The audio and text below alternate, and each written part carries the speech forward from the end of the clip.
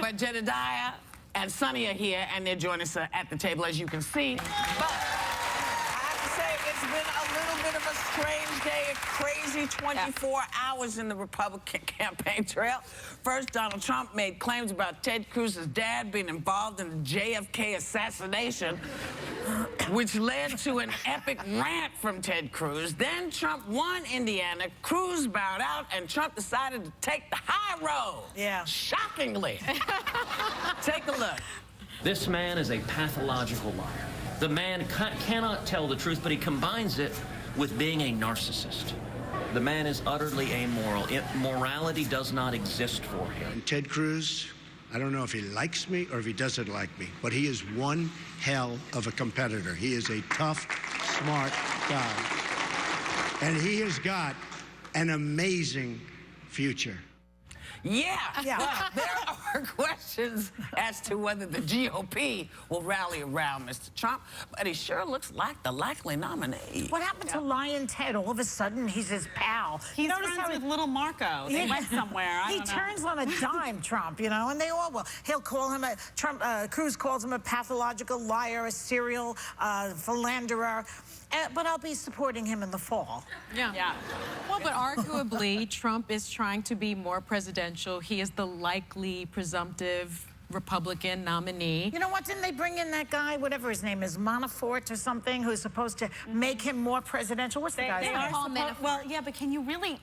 Is Donald Trump really malleable? I mean, unless he makes the decision that he wants to make a change, I don't know that someone from the outside can really... It's almost like he became less presidential after they brought that guy in. Politics, though? Politics is you beat up on each other, you call each other names, you go at it, and then when you beat the guy, you say, oh, he was so great. Not all politicians, not all the politicians. Actually, John Kasich still hasn't come for the jugular in any of the true.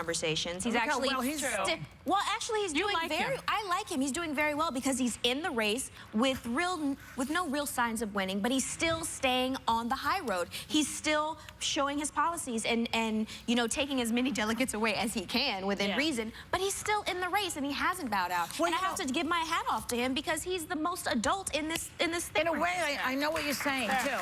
I like him. He's the least annoying one.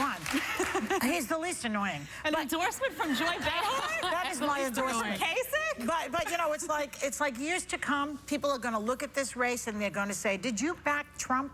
Did you back this guy who went after Muslims, that's called Mexicans rapists? You call yourself a human being in this race, an American, a patriotic American who cares?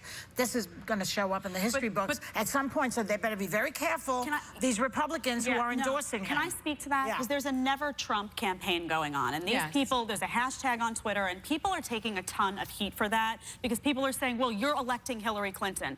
Let me just defend those people for a second, because a lot of these people are principled conservatives. Are you one of them? They see... I'm not part of... Wait, let her finish. Go ahead. They're principled conservatives. They're digging in their heels, and they're saying Donald Trump is a guy who has been on both sides of every issue. Who is this guy? Those people have to go to bed at night and say, you know what? I stood up for what I believed in. So I don't blame them. These are many of the same people who didn't vote for Mitt Romney. They stayed home, and guess what? Mitt Romney lost because Romney was also on both sides of every issue for years. So I give people credit who stand up for what they believe in. I don't care what side of the political spectrum you're on. If you can't vote for a guy who's been on both sides of every issue, I call you principled. But you said this morning that you are one of those people. I'm not part of the Aren't you one of those Trump people that won't vote?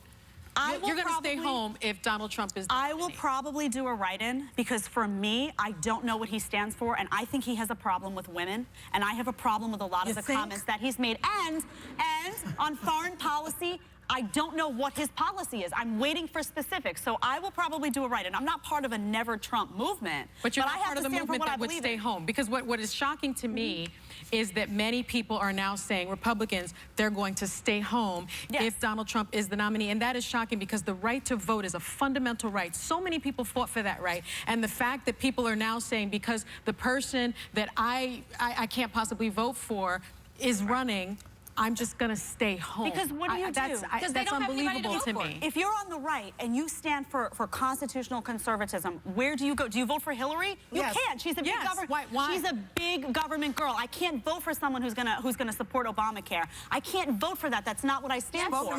Listen, I'm just going to say this and then I'm going to move us on because there's some other stuff to talk about. But I think if you're a principled person, you don't support racism. That's right. You don't support racism. Not in America, where people have come from many different countries to be part of, to make America.